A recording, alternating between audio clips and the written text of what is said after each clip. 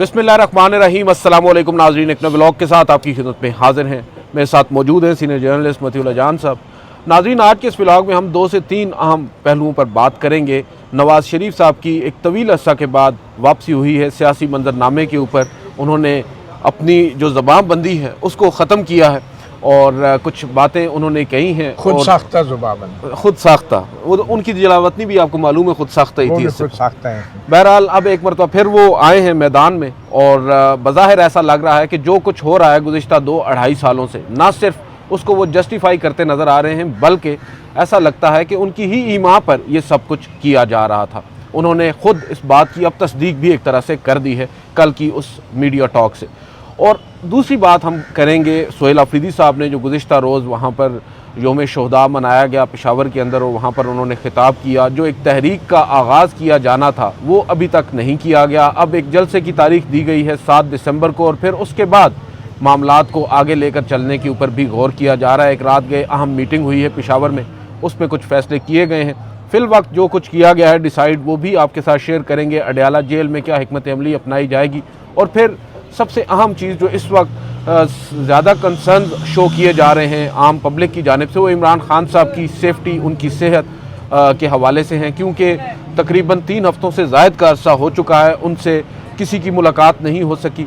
ना ही इमरान खान साहब से मुतल्लिक कोई ख़बर बाहर आई है, और ना ही बाहर से मुतल्लिक कोई बात इमरान खान के कानों तक ताहाल पहुँच सकी है। तो ये एक जो गैप है ये काफ़ी लंबा हो चुका है। मुलाकातें ना होने का सिलसिला कब तक जारी रहेगा, इसके ऊपर भी हम बात करेंगे।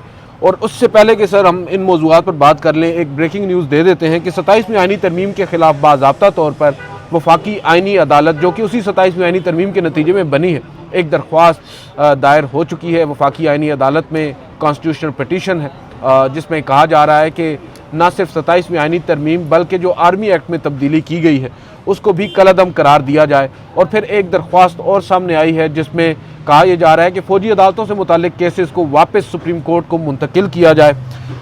सबसे पहले तो मतीउल्लाह जान साहब हम बात कर लेते हैं इमरान खान साहब की जो सेफ्टी के हवाले से उनकी कंसर्न्स शो किए जा रहे हैं। अब एक बहस चल निकली है कि इमरान खान साहब इज़ आइदर फाइन और समथिंग इज़ मिसिंग, क्योंकि यहाँ पर बहुत सारी चीज़ें आ रही हैं कि उनकी सेहत से मुतालिक इंकशाफात भी हो रहे हैं। और आपको पता है इंटरनेशनल मीडिया ख़ास करके अफ़गानिस्तान से और इंडिया से बहुत सी मुबहम किस्म की ख़बरें आ रही हैं। ऑब्वियसली उन्हें तो मौका चाहिए, लेकिन ये मौका हम फ्राहम कर क्यों रहे हैं? मुलाकात क्यों नहीं करवाई जा रही इमरान खान साहब से उनके अहल खाना की? देखिए अदील, ये बड़ी बदकिस्मती की बात है कि जहाँ कोई सियासतदान या कोई सियासी कारकुन जब लापता हो जाए तो उसकी सेफ्टी के बारे में तो कंसर्न्स हम सुनते ही रहे हैं, आती ही रही हैं। मगर यहाँ पे एक साबिक वज़ीर आज़म है जो रियासत की तहवील में है, जो अडयाला जेल में है।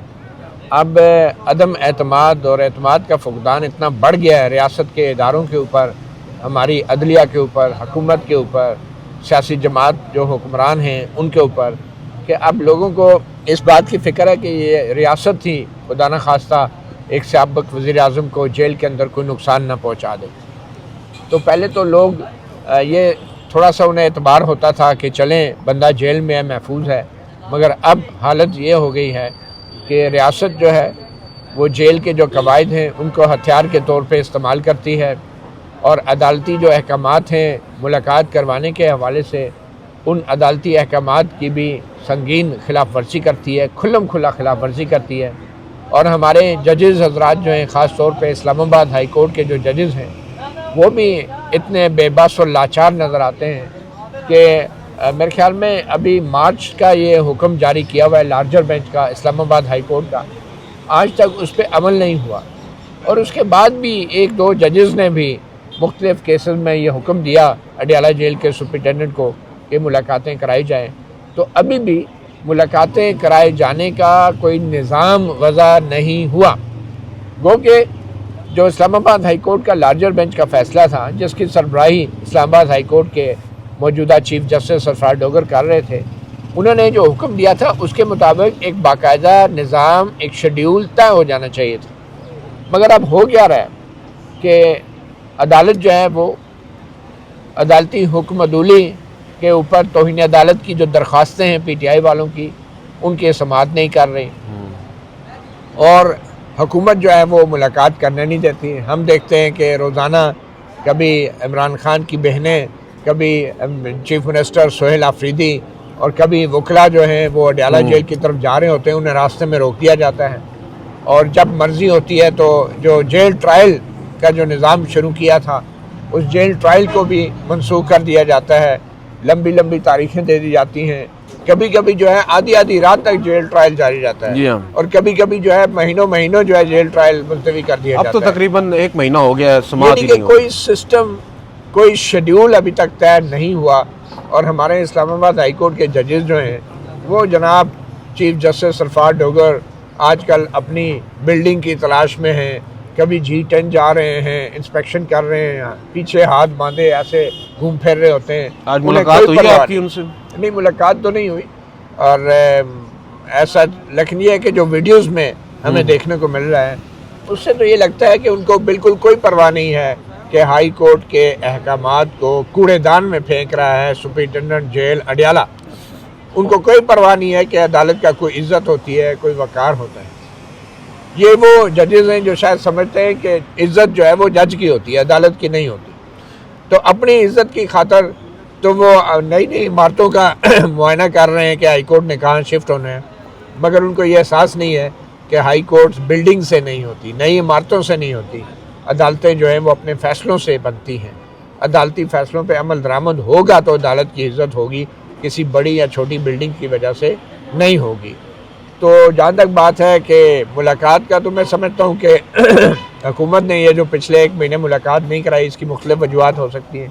ایک تو یہ 26 نومبر کے حوالے سے حکومت ایک غیر یقینی کی صورتحال پیدا رکھنی چاہتی تھی. وہ نہیں چاہتی تھی کہ چیف منسٹر سہیل آفریدی عمران خان سے ملیں، کوئی نئی ہدایات لیں اور پھر ان ہدایات کی روشنی میں خیبر پختونخوا کے اندر کوئی پورے صوبائی سطح پہ کوئی بڑا احتجاج ہو. وہ نہیں چاہتے تھے کہ عمران خان کے جو ہیں جو کارکن وہ عمران خان سے ملیں. PTI کی قیادت اور 27ویں آئینی ترمیم جو منظور ہوئی ہے اس کے اوپر وہ عمران خان کا رد عمل بھی سامنے آنا چاہیے. اور زیادہ شرمناک بات یہ ہے کہ اس سارے عرصے میں عمران خان اور ان کی اہلیہ بشرا بی بی کے خلاف جو ایک قسم کا ایک پروپیگنڈا چلا، ایک کیمپین چلی ان کے نجی معاملات پہ عدت کیس کے حوالے سے، تو اس کے اوپر بھی عمران خان یا بشرا بی بی کا کوئی موقف سامنے اسی وجہ سے نہیں آ پایا کہ ملاقاتیں ہی نہیں ہوئی، نہ وکلا کی، نہ سیاسی کارکنوں کی، نہ چیف منسٹر کی. ون سائیڈڈ ایک افیئر چل رہا تو ایک ون سائیڈڈ افیئر چل رہا تھا جس میں ہمارے کچھ صحافیوں اور اینکرز حضرات نے بھی بڑا گھٹیا رول پلے کیا. اور ون سائیڈڈ اس ایک غیر ملکی جریدے میں شائع شدہ خبر کو تو خوب اچھالا، مگر ان میں اتنی شرم یا غیرت نہیں تھی کہ وہ یہ معلوم کرتے کہ بھئی عمران خان اور ان کی اہلیہ کا اس بارے میں کیا موقف ہے. اور آج تک وہ موقف سامنے نہیں آیا کیونکہ ملاقاتیں ہی نہیں ہو پا رہی. تو یہ مختلف وجوہات تھی جس کی وجہ سے حکومت نے جو ہے میں سمجھتا ہوں ان ملاقاتوں کی اجازت نہیں دی. اور ابھی جو کچھ ہوا عمران خان کی بہنوں کے ساتھ چند دن پہلے، ان کو جس طریقے سے اڈیالہ جیل کے باہر سڑک پہ گھسیٹا گیا، ان پہ تشدد بھی ہوا، اور میرے خیال میں یہ بڑا ہی شرمناک اور افسوسناک پہلو ہے. لگتا یہ ہے کہ ریاست نے یہ بتا دیا ہے ایک قسم کا اپوزیشن جماعتوں کو کہ ریاست جو بھی چاہے وہ کر سکتی ہے. یہ عدلیہ، یہ ججز، یہ پارلیمنٹ، یہ حکومت، یہ سب ریاست کے غلام ہیں. آپ بات کر رہے ہیں نا ابھی عدالتوں کی، بالخصوص اسلام آباد ہائی کورٹ کی، تو ہم بات کر لیتے ہیں وفاقی آئینی عدالت کی جو اب قائم ہو چکی ہے 27ویں آئینی ترمیم کے نتیجے میں. جب اس عدالت کے سامنے اسی عمران خان کے ایک وکیل نے یہ کہا کہ بھئی میں مقدمے کے اوپر ہدایات لینا چاہتا ہوں اپنے موکل عمران خان صاحب سے، تو آپ حکم دے دیں تاکہ اتھارٹیز میری ملاقات کروا دیں. تو ہماری تو وفاقی آئینی عدالت یا ان کے چیف جسٹس جو ہیں وہ کہتے ہیں کہ یہ ہمارا معاملہ ہی نہیں ہے، یہ آپ اس عدالت میں جائیں جس عدالت نے انہیں سزا دی ہے، ہم کیوں آرڈر کریں اس کے اوپر، ہمارے لیے یہ متعلقہ چیز ہی نہیں ہے. تو سنجیدگی کا یہ عالم ہے، جبکہ میں سمجھتا ہوں کہ وہ ایک بڑا ہی ایپیکس فورم بنایا گیا ہے. اگر اعلیٰ عدلیہ کی جانب سے اس طرح کا کوئی آرڈر آتا ہے تو میں سمجھتا ہوں کہ اس کے اوپر ایک بڑا پازیٹیو میسج جاتا کہ یار دیکھیں ایک اچھا فیتھ شو کیا گیا ہے. لیکن اب وہ شو کرنا بھی، جو آپٹکس ہیں ان کے اوپر بھی اب دھیان نہیں دیا جا رہا، اب وہی کرنا ہے جو کرنا ہے. دوسری چیز جو ہم آج ڈسکس کرنا چاہ رہے ہیں سر کہ لیکن یہ آئینی عدالت اور ملاقاتوں کے حوالے سے جو یہ بات چل رہی ہے، جس امین الدین نے یہ کہا کہ ہمارا ملاقاتیں کروانے کا کام نہیں ہے. کتنی شرمناک بات ہے کہ خود کو آئینی عدالت کہتے ہیں. بنیادی انسانی حقوق کے نفاذ کی ذمہ داری بھی اس آئینی عدالت کے پاس ہے. ٹھیک ہے، ماسوائے اس کے کہ ان کے سامنے کوئی درخواست کرے تو وہ کر سکتے ہیں. پھر مکمل انصاف کا اختیار بھی آئینی عدالت کے پاس ہے. اور زیر سماعت معاملے کے اندر 187 کے تحت تو ایک وکیل نے اگر کہہ دیا کہ جناب میری اپنے کلائنٹ کے ساتھ ملاقات تو کرائے نا، تاکہ میں آپ کے سامنے آئینی عدالت کے سامنے پیش ہو سکوں اور انسٹرکشن لے سکوں، اور آئینی عدالت کہتی ہے نہیں جی اب یہ اختیار جو ہے ٹرائل کورٹ کا جج طے کرے گا. یعنی کہ آئینی عدالت کے سربراہ کہہ رہے ہیں کہ ٹرائل کورٹ کا جج طے کرے گا کہ آئینی عدالت میں کس وکیل نے پیش ہونا ہے نہیں ہونا.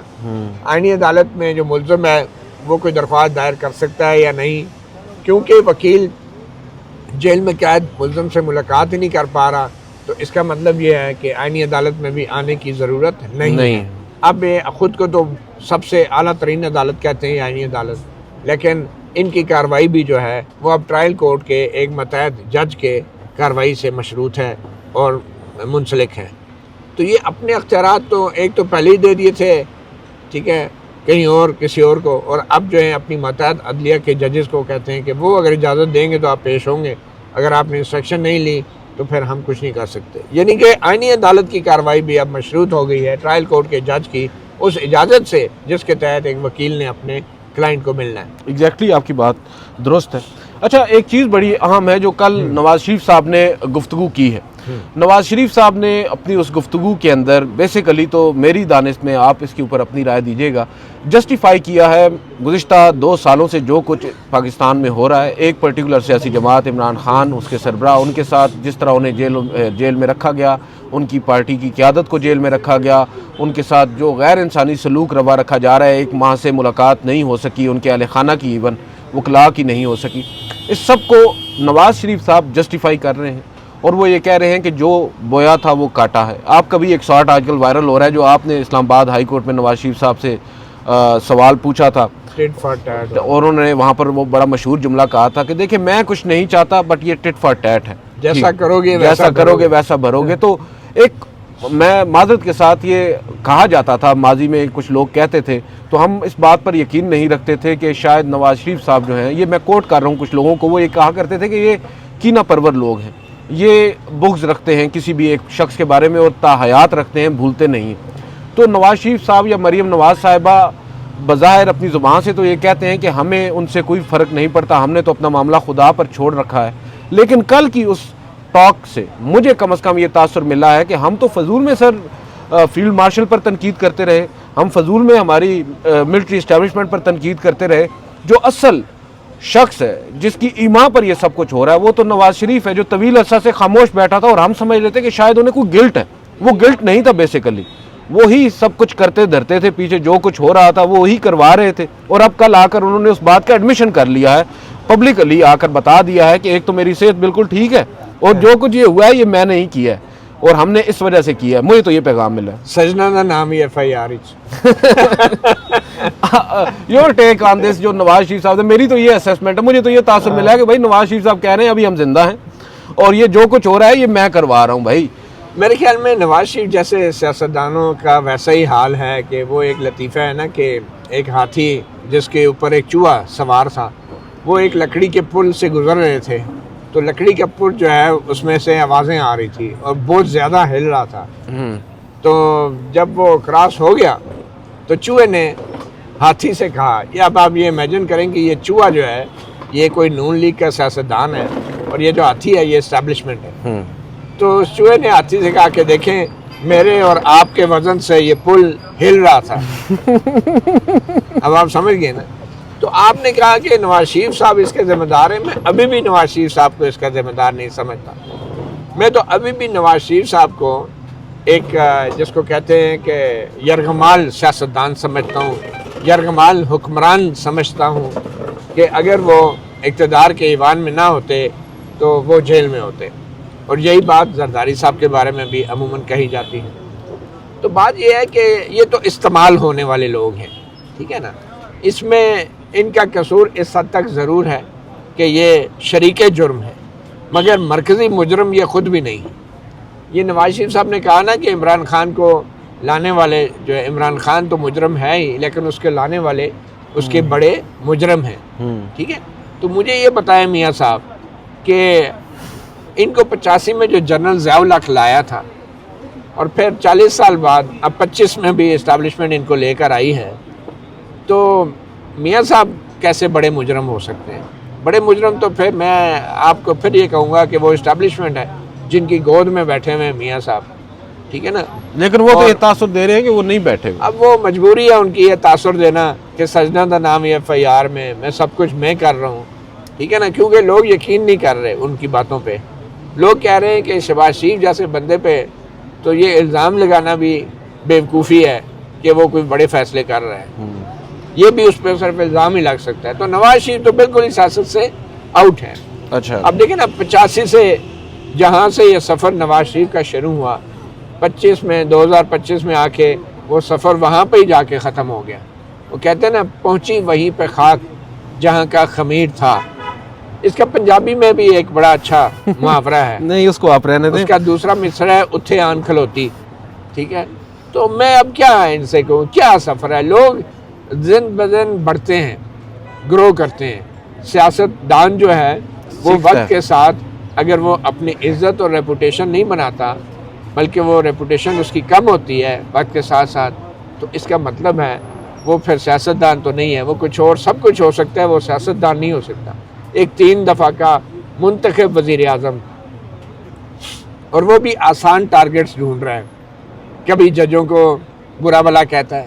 اب دیکھیں نا، جسٹس عطا من اللہ یہ کون تھے؟ یہ وہ جج ہیں جنہوں نے مریم نواز اور نواز شریف کی سزاؤں کو معطل کیا تھا. اور آج وہ جج اس لیے استعفیٰ دے رہے ہیں کہ اسی نواز شریف کی جو 27ویں ترمیم ہے اس کی وجہ سے عدلیہ قید ہو کے رہ گئی ہے. عدلیہ سپریم کورٹ کو تقسیم کر دیا گیا ہے، ختم کر دیا ہے. ٹھیک ہے، تو جسٹس عطا من اللہ استعفیٰ دے کے گھر چلے گئے، جسٹس منصور علی شاہ گھر چلے گئے. اور میں حیران ہوں، ایک 3 دفعہ کا منتخب وزیر اعظم جس نے 6 ایٹمی دھماکے کیے اور 3 دھماکے اس کی اپنی حکومت کے ساتھ بھی ہوئے، تو وہ بندہ اس قابل نہیں ہے کہ اپنے سامنے میڈیا کو بٹھا کے، صحافیوں کو بٹھا کے ان کا سامنا کرے، ان کے سوالات کا جواب دے سکے. اتنا بڑا لیڈر خود کو کہنے والا، وہ سامنے کس کو بٹھا رہا ہے؟ اور جو ضمنی انتخاب میں 2-3 بندے ان کے جیت گئے، ان کو بٹھا کے نا او بڑی تقریر کر رہا ہے، جی یہ ثابت ہو گیا، وہ ثابت. او بھائی، ضمنی انتخاب تھا، 2-4 سیٹیں تھی، PTI کا بائیکاٹ تھا، باقی ہری پور میں اور لاہور میں جو آپ جیتے ہیں وہ بھی ساروں کو پتہ ہے. تو اس پہ اتنا فخر.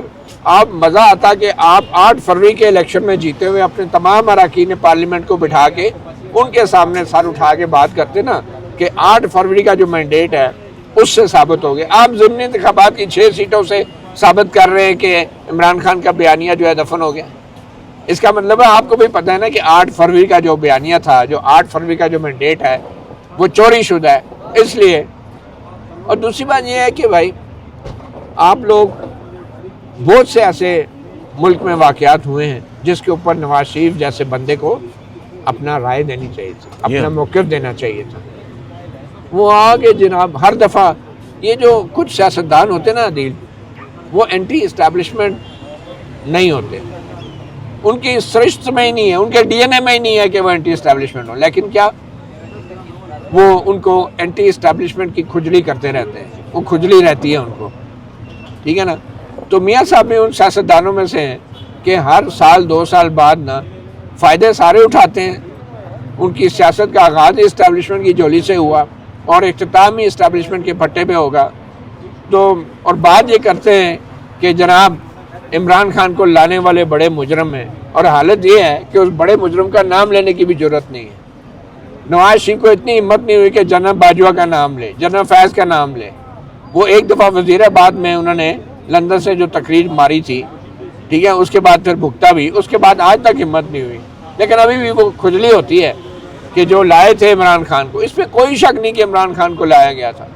اس میں کوئی شک نہیں کہ کافی حد تک جو کچھ عمران خان کے ساتھ ہو رہے ہیں یہ بیسیکلی یہ بھی وہی کرتا رہا نواز شریف، اس کے کوئی شک نہیں.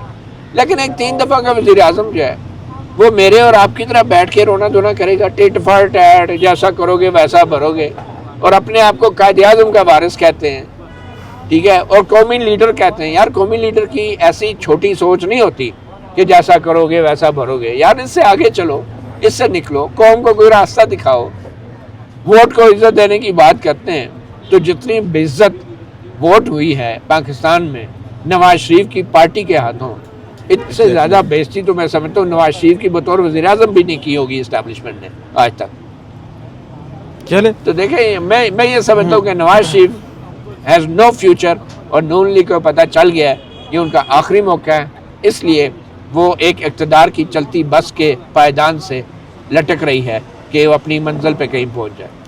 اچھا، لاسٹلی میں یہ جاننا چاہوں گا کہ سہیل آفریدی صاحب نے گزشتہ روز وہاں پر خطاب بھی کیا، آپ نے سنا. اب کیا آپ کو لگا ہے، آپ کی اسیسمنٹ کیا ہے کہ پاکستان تحریک انصاف، کیونکہ اس وقت عمران خان کے بعد اگر پاکستان تحریک انصاف کے کارکن کسی کی طرف دیکھ رہے ہیں تو وہ سہیل آفریدی ہیں، ریزونیٹ کرتے ہیں ان کے ساتھ کہ وہ ہم میں سے ہیں. ایک مہینہ تو تقریباً ہو چکا ہے، زیادہ ہو چکا ہے عرصہ ان کو وزیر اعلیٰ منتخب ہوئے ہوئے. جو انتظار کر رہی تھی پاکستان تحریک انصاف کے ایک لانگ مارچ ہوگا یا احتجاج ہوگا یا عملی طور پر کوئی کوشش ہوگی، ایک تو ہمیں وجہ سمجھ میں آتی ہے عمران خان سے رابطہ نہ ہونا، ان سے بات چیت نہ ہونا، ان کا پیغام ان تک نہ پہنچنا، اس ڈیلے کی وجہ سمجھ میں آتی ہے.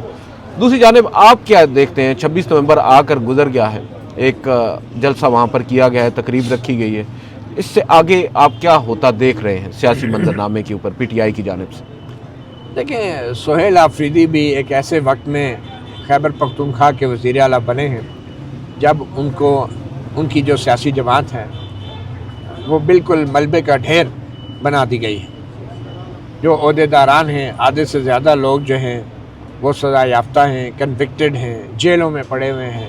کارکنوں کے خلاف جو ہیں سینکڑوں کے حساب سے کوئی 9 مئی کے مقدمات ہیں، کوئی 26 نومبر کے مقدمات ہیں. دہشت گردی کی عدالتوں میں گھسیٹا جا رہا ہے ان کو.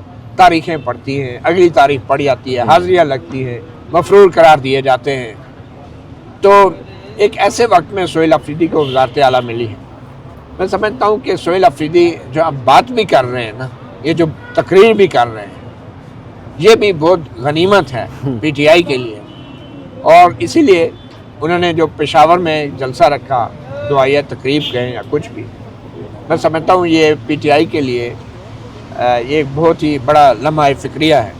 پی ٹی آئی کمزور پڑ چکی ہے، کمزور کر دی گئی ہے. اور بجا طور پہ کہ ایک سیاسی جماعت، ایک اپوزیشن جماعت، اس کا سربراہ جو ہے وہ جیل میں ہے اور اس کو اپنی پارٹی کی قیادت سے رابطے بھی نہیں کرنے دیے جاتے، اپنی مرضی سے ملاقاتیں کرائی جاتی ہیں، کبھی نہیں کرائی جاتی ہیں. تو پھر وہ پارٹی کیا کرے، پھر وہ سہیل آفریدی کیا کرے. میں پہلے بھی کہہ چکا ہوں کہ اس میں خود عمران خان کا بھی قصور ہے کہ جب پنجاب میں پارٹی بنانے کا وقت تھا تو عثمان بزدار جیسے لوگوں کو لگا دیا، پارٹی نہیں بنی، سٹرکچر نہیں بنے. اور پھر جب خیبر پختونخوا میں کوئی ٹھوس سیاست کرنے کا وقت تھا تو آپ نے علی بن گنڈاپور جیسے مصلحت پسند کو لگا دیا، جو ظاہری طور پہ تو بہت کڑاکے دار تھا، ٹھیک ہے، لیکن عملی طور پہ ہم سب نے دیکھ لیا کہ وہ بیسیکلی شہد کی بوتل ہی تھی. تو بات یہ ہے کہ پی ٹی آئی ایک ایسے وقت میں سہیل آفریدی نے پی ٹی آئی کی قیادت سنبھالی ہے. میں ابھی بھی یہ بات کہوں گا، اور آپ سے میں نے پہلے بھی یہ بات کی تھی کہ اس وقت پی ٹی آئی اگر پورے صوبے میں پہیا جام ہڑتال نہیں کرا سکتی، شٹر ڈاؤن ہڑتال نہیں کرا سکتی جیسے کہ آزاد کشمیر میں ہوا تھا، تو پھر پی ٹی آئی کو سوچنا ہوگا کہ آنے والے وقت میں وہ کہاں کھڑی ہوگی. یہ بہت بڑا ایک امتحان ہے. اور میں سہیل آفریدی کو جانتا ہوں، وہ ایک اسٹوڈنٹ لیڈر ہیں، نوجوان ہیں، پرجوش ہیں، توانائی سے بھرپور ہیں. تو بطور وزیر اعلیٰ مجھے لگتا ہے کہ پولیس بھی جو ہے یا تو ان کے کنٹرول میں نہیں ہے، یا پھر جو ہے تو پولیس کے کنٹرول میں کچھ نہیں ہے. اور وہ اس بات کا اظہار میڈیا سے گفتگو میں فرما چکے ہیں کہ ان کی پولیس کو بھی کئی جگہوں پہ دہشت گردوں کے خلاف کارروائی کرنے کی بھی اجازت نہیں ہے. اور وزیر اعلیٰ خیبر پختونخوا جو ہے وہ اپنی سیاسی جماعت کو اگر کے پی کے میں آپ بچانا چاہتے ہیں تو پھر اس کا واحد طریقہ یہ ہے کہ کم از کم اپنے صوبے کی حد تک وہ جتنے کالجز اور یونیورسٹیز ہیں وہاں پہ طلبہ یونینز کی بحالی کے لیے فوری اقدامات کریں. بالکل، کیونکہ وہ خود بھی اسٹوڈنٹ لیڈر رہے ہیں اور گراس روٹ کے اوپر اپنی پارٹی کو وہ دوبارہ سے منظم کریں اور اس کے لیے اسٹوڈنٹ یونینز کی بحالی بہت ضروری ہے. اس کے اصول طے کر دیں, قوانین قاعدے طے کر دیں, لیکن یہ سیاست کو دوبارہ نرسری خیبر پختونخوا میں سیاست کی نرسری بنائیں, کیونکہ پنجاب میں تو اگلوں نے جڑوں سے اکھاڑ دیا ہے سیاست کو, اور تعلیمی اداروں میں اب اسٹوڈنٹ لیڈر پیدا نہیں ہو رہے. اب تعلیمی اداروں میں جو ہے وہ بلائنڈ فالوورز پیدا ہو رہے ہیں, اور جس کو کیا کہنا چاہیے کہ بہت ہی شیلو قسم کی سوچ کے ساتھ نوجوان نسل کو تیار کیا جا رہا ہے, جس میں ان کے ذہن میں سیاستدانوں, سیاسی جماعتوں اور جمہوریت کے حوالے سے شکوک و شبہات پیدا کیے جا رہے ہیں. تو خیبر پختونخوا میں سمجھتا ہوں جمہوریت کے حوالے سے, سیاست اور جمہوریت اور سیاسی جماعتوں کے اور آئین اور پارلیمنٹ کے مستقبل کے حوالے سے بطور صوبہ ہماری آخری امید ہے. بہرحال دیکھتے ہیں, اب 7 تاریخ کو بتایا جا رہا ہے ایک جلسے کا اہتمام کیا جا رہا ہے, اور وہاں سے پھر نئی تحریک کا اعلان بھی ممکنہ طور پر ہو سکتا ہے. دیکھتے ہیں, لیٹ سی. آج کا دن بھی بڑا اہم ہے سر. آج ملاقات دوبارہ اس کے لیے جائیں گے سہیل افریدی صاحب اڈیالہ جیل, اور ملاقات کی کوشش کریں گے. ملاقات ہوتی ہے یا نہیں ہوتی یہ بھی معلوم ہو جائے گا وقت آنے پر. آج کے اس ولاگ سے اتنا ہی. مجھے مطیع اللہ جان صاحب کو اجازت دیجیے. اللہ حافظ. اللہ حافظ.